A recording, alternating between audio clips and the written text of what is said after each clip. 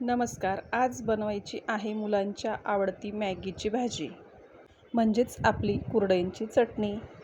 मी इथे 7 ते 8 कुरडया पाण्यात भिजवायला टाकलेल्या आहेत. त्या 15 ते 20 मिनिटात आरामशीर भिजतात. आता मी इकडे कणिक मळून घेतलेलं होतं.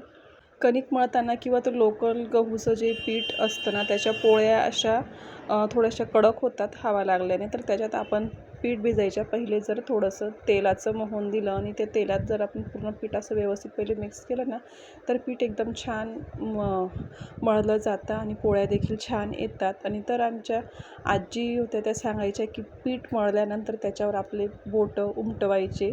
याच्यामागे काहीतरी शास्त्रीय कारण आहे, मला नक्की माहीत नाही, पण मग ती सवय झाली त्याच्यामुळे मी ते करतेच. आता इकडे कुरडई आपले भिजून झालेले आहेत. ते मी एका चाळणीत निथळायला ठेवल्या होत्या. तोपर्यंत मी आता इकडे फोडणी देऊन घेते.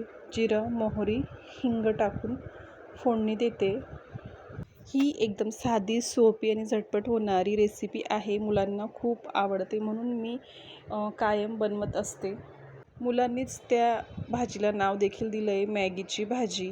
इकडे आता कांदा मी छान लालसर होईपर्यंत परतून घेते. कांदा आपला छान आता परतून झालेला आहे. आता आपण याच्यात रेग्युलर मसाले टाकणार आहोत. हळद, चवीनुसार लाल तिखट आणि त्यात आता भिजवलेल्या कुरडई पण टाकून घेते.